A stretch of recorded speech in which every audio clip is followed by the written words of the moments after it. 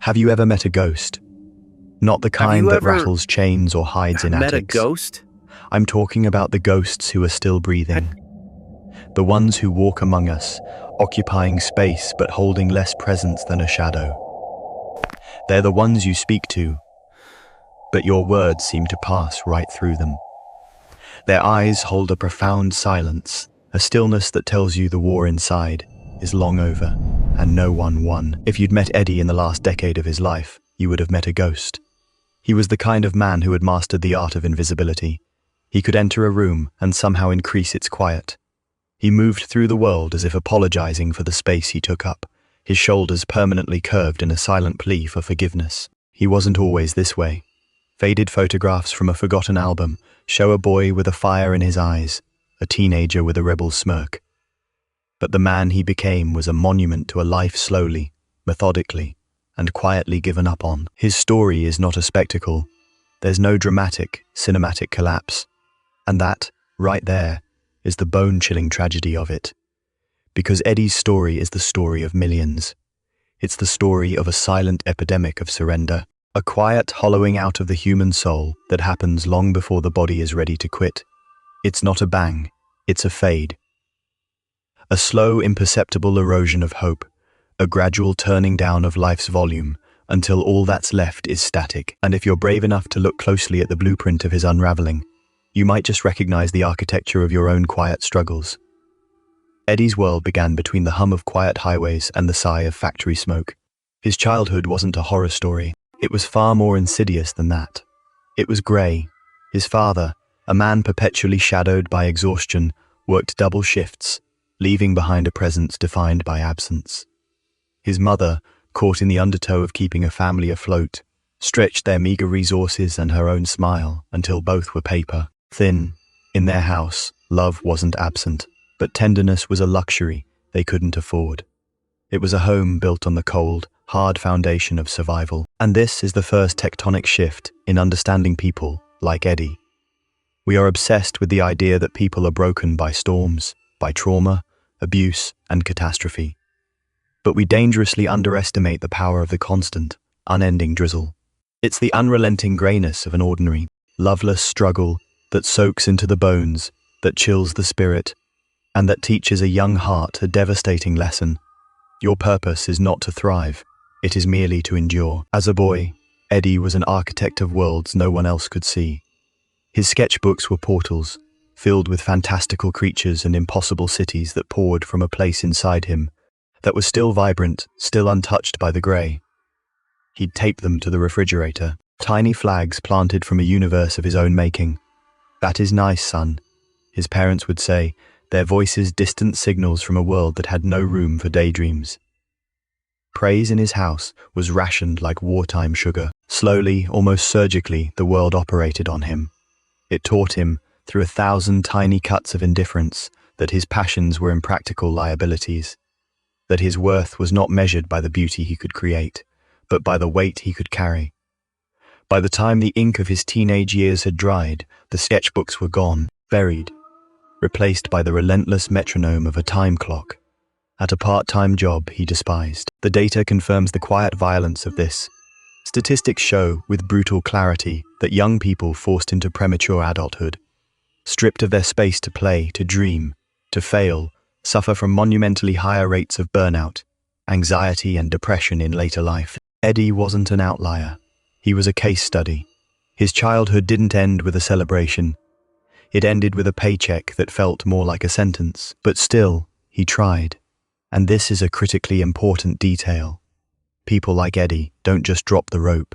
The surrender is a process, a strategic retreat fought over years. They give up territory piece by piece. First, they give up on the big, impossible dreams, like being an artist, like finding a career that felt like a calling. Then, they give up on the medium things, like college, because debt felt like another chain. Then, friendships that demanded too much emotional energy were allowed to wither. Finally, they give up on love, because the risk of a broken heart is a terrifying gamble when your spirit is already bankrupt. Numbness isn't a choice. It is a refugee camp for the emotionally exhausted. Each surrender, each retreat, makes the next one easier. By his mid-20s, Eddie was the perfect soldier of the modern economy. He was surviving, but he was absolutely not living. His life was a sterile, repeating loop. Wake up, go to work, come home, stare into the soul, sucking glow of a screen, sleep. Repeat. His phone, his television, his computer, they became a kind of digital anesthetic. The algorithm, a masterful dealer, served him an endless, perfectly curated cocktail of distractions. Fleeting outrage, 5-second memes, tragic news from a world away, and pornography that simulated connection while deepening his isolation. His nervous system, a biological machine perfected over millennia for tribe, and nature, slowly, painstakingly adapted to this new, fragmented reality. His emotions became shattered pixels that could no longer form a coherent picture. A flicker of joy here, a stab of envy there, a wave of hollow sadness, but never a whole. He was not alone in this digital dismemberment. Neuroscientists and sociologists have been screaming from the rooftops, showing us the hockey stick rise in anxiety and depression that perfectly mirrors the rise of a digitally oversaturated, hyper-stimulated, and profoundly disconnected world. Eddie wasn't defective. He was a human being reacting precisely as a human being is supposed to react when submerged in an environment of constant, low-grade chaos. But here is the great insidious lie that suffering tells you. The liar that lives inside the chaos. When you are drowning, it doesn't feel systemic, it feels personal. Eddie believed his numbness was a character flaw. He thought his inability to feel joy, his chronic fatigue, his complete lack of motivation. He believed these were proof of a fundamental brokenness deep inside him. And when you believe you are broken, you don't ask for help. You hide the pieces. So Eddie gave up, not in one dramatic moment of defiance, but in 10,000 tiny, silent choices. He gave up when he ignored a call from a friend he hadn't spoken to in months. He gave up when he chose a frozen meal over the simple act of cooking. He gave up as he watched the dishes in his sink pile up like monuments to his own neglect. And eventually, he gave up on the man in the mirror, stopping even a glance, because he could no longer stand to meet the eyes of the ghost staring back at him. And here's where the story cracks wide open. Because if you met this version of Eddie, you likely wouldn't have thought anything was wrong. He still smiled polite, empty smiles at work. He still nodded and produced the expected laugh tracks in social situations. He still typed, "I am fine, thanks you." Because sometimes, giving up on life doesn't look like falling apart. Sometimes, it looks like functioning perfectly. It looks like a person who is quietly erasing themselves from the inside out, while meticulously maintaining the mask of normalcy. And this unmasks the brutal truth of the culture we've built. Society doesn't punish you for being empty, it punishes you for being unproductive. As long as Eddie showed up, punched the clock, paid his bills, and didn't cause a scene, the system considered him a success. No one looked past the quiet functionality to see the screaming internal silence. The social contract of our time has a cruel hidden clause. We are surrounded by more people than ever in history. Yet, we are profoundly, terrifyingly alone. Let's pull the camera back now, from Eddie's dimly lit apartment to the stage of the world, because Eddie's quiet tragedy is not a solo performance. It is the story of a culture that has perfected the art of teaching us how to give up on ourselves, and then shaming us for doing it. The World Health Organization reports that depression is now the single leading cause of disability worldwide. More than 300 million souls are walking the earth inside its fog. Let that number sink in. That is not a statistic. It is an invisible continent of pain. Anxiety disorders are biting at its heels. These numbers are a horrifying reflection of millions upon millions of lives, just like Eddie's, lives where the wick of hope is slowly, systematically starved of oxygen by the crushing weight of economic pressure, social isolation, and relentless, unattainable expectations. And what are the solutions we are offered? They are almost exclusively directed inward. Optimize yourself. Heal yourself. Biohack your trauma. Download the mindfulness app. Take the pill. Read the self-help book. And while some of these things can be powerful tools, they also subtly reinforce the most dangerous lie of all. That the problem is you. That your sadness is a private malfunction in your personal code. Not a deeply sane and human response. to an insane and overwhelming reality. Eddie was a fish who thought he was sick because no one ever told him his entire life had been spent swimming in polluted water. He never knew. He saw himself as broken, and because he believed he was broken, he never reached out. He never told a single person the full, terrifying depth of his despair. He just faded. But what if we reframe Eddie's life entirely?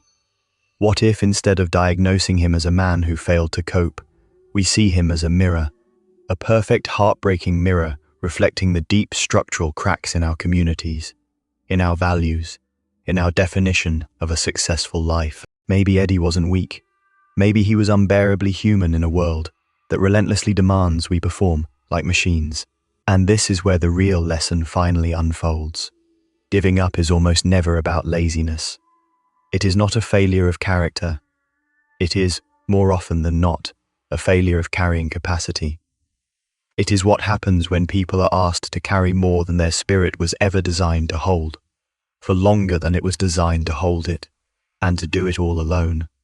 The soul doesn't shatter. It quietly fractures under the pressure. Imagine Eddie in that apartment, the blue glow of his phone painting his tired face. Imagine him pausing his scrolling, a single moment of clarity in the digital storm. Deep down, a nearly silenced whisper survives, a tiny fetal version of himself telling him that something is profoundly wrong, that this empty, grey loop cannot be all there is. But the whisper is so faint, so easily drowned out by the next video, the next notification, the next jolt of manufactured outrage. And so, like so many of us, he keeps scrolling. The question isn't just about Eddie. The question is, how many Eddies are out there right at this moment, sitting in their cars, walking through grocery stores, staring at their ceilings at 3 in the morning? How many people are quietly giving up, convinced it is their own personal, shameful secret, when in reality, it is the predictable, inevitable outcome of a world that values profit over presence and stimulation over connection? That is the tragedy. But once you see it, once you truly understand that Eddie's story is not a personal failing, but a collective crisis, you can never, ever unsee it. It changes the way you look at everyone. You start asking different questions. You start looking for realer answers. And maybe, just maybe, you realize that Eddie's story isn't just his, it's ours to carry. And it is ours to change. Because the moment someone gives up, the story isn't about the end. It is about the silence that preceded it. And inside that silence, the most profound lessons are waiting. When Eddie sat in that crushing quiet, it wasn't that he truly wanted to cease existing. What he wanted was for the pain to cease existing. And that distinction is the difference between life and death. Overwhelming research shows that the vast majority of people who feel the pull of despair do not want to end their lives. They want to end their suffering. They are desperate for an exit from the unbearable loop of emptiness and exhaustion. Eddie's suffering was a fire fueled by two things: a total disconnection from himself and a total disconnection from others. He had forgotten the boy with the sketchbooks, and there was no one in his life who remembered that boy either, to remind him he ever existed. Psychologists call this a loss of coherence. It's when the narrative of your life no longer makes sense, when the thread connecting your past, your present, and any meaningful future snaps. The human psyche is a storytelling machine. When the story breaks, the mind begins to shut down. But here's the unexpected twist, the secret hidden inside despair. Eddie wasn't weak for feeling this. He was profoundly human. The philosopher Søren Kierkegaard called despair the sickness unto death, not because it kills the body, but because it suffocates the authentic self. And yet, he also argued that this very despair can become the terrifying necessary starting point for true transformation, because it forces you to confront the absolute truth of your existence, stripped bare of all illusion. So maybe Eddie's silence wasn't just emptiness. Maybe it was the ground being cleared before something new, something real, could ever be built. Let's imagine another version of the story. One morning, Eddie wakes up. The grey is still there, but something is different. A sliver. Maybe it's the way the sunlight hits a dust mote dancing in the air. Maybe it's a phantom memory of the smell of pencil shavings. Maybe it's just the sheer, soul-crushing exhaustion of being exhausted. For the first time in years, he feels a pull. a faint psychic signal reminding him that life was not always this hollow. Recovery does not begin with a lightning bolt. It begins with a whisper. And for Eddie, that whisper was a revelation. He didn't actually want to disappear. He wanted to feel alive again. This is where the science becomes a roadmap out of hell. Studies on resilience and recovery point to one thing above all else as the most powerful antidote to despair. Connection, not necessarily pills, not necessarily therapy. Though both can be life-saving. But raw, simple, awkward human connection. Being seen, being heard, being remembered. A staggering number of people who have walked to the edge of the abyss and back report that the singular moment that pulled them back was a conversation, a text message, an unexpected hug, a quiet reminder that they were not, in fact, invisible. So, let's imagine Eddie, his hands shaking slightly, typing a message to a friend he's ignored for 6 months. Hey, wanna grab a coffee sometime? That single, terrifying act of vulnerability is not a cry for help. It is an act of rebellion. It is a mutiny against the void. It is a choice, however fragile, to turn and take one step back toward the land of the living. Research confirms that these seemingly insignificant acts are what break the devastating feedback loop of isolation. But the lesson expands far beyond Eddie. It lands right here with us. Because Eddie could be your neighbor, your brother, the quiet person in accounting, the stranger staring out the bus window. And sometimes, Eddie is the face looking back at you from the mirror. His story is a diagnostic tool, forcing us to ask, how many people in our lives are quietly fading, while we are too buried in our own distractions to even notice? Our culture doesn't make it easy. We are indoctrinated into the cult of self-sufficiency. Handle your own problems. Don't be a burden. Cure it. An image of effortless strength. But this is a grand betrayal of our own biology. Anthropologists will tell you that for 99.9% of human history, our survival was staked entirely on deep, interdependent community bonds. To be isolated was a death sentence. Today, that death is just slower, quieter, and happens from the inside out. Eddie's brutal past is not just a warning, it is a teaching. It shows us exactly what happens when a human being is stripped of meaning, connection, and a sense of self-worth. But it also illuminates the doorway back. The philosopher Friedrich Nietzsche famously wrote, "He who has a why to live can bear almost any how." Eddie's problem wasn't just the how of his struggles, it was the total absence of a why. But meaning is not something you discover like a lost wallet. Meaning is something you build. You build it from connection, you build it from creation, you build it from contribution. Imagine Eddie months later. The scars are there. The exhaustion still visits, but the grey has receded. He bought a cheap sketchbook. He draws, not for praise, not for a career, but to feel the miraculous sensation of bringing something from his inner world into this one. Sometimes in comfortable silence, he takes walks and focuses only on the feeling of the wind on his skin. These small acts don't fix him because he was never broken. They reweave coherence back into his story. They build a why. The raw truth is this: despair is not the final chapter. It is a signal. A brutally honest, painfully loud signal that something in your life or in the world around you has gone terribly out of balance. If you can learn to listen to that signal, not as an enemy but as a messenger, and resist the urge to blame yourself, then you can begin to seek out what you truly need: connection, meaning, and an honest reason to keep going. Right now, as you hear these words, perhaps you recognize Eddie's silence in yourself. Perhaps you have felt that same gravitational pull toward fading. If that is true, let his story be a reminder. You are not broken. You are not defective. You are a human being having a perfectly sane response to an often inhuman environment. You are wired for resilience, but that resilience is designed to be activated by connection. Your past may have been brutal, but it is not the whole story. Because beneath all that silence inside every one of us is a truth waiting to be remembered, that life, however heavy, however fragile, is always worth stepping back into. And sometimes, that reminder is the only miracle we ever needed.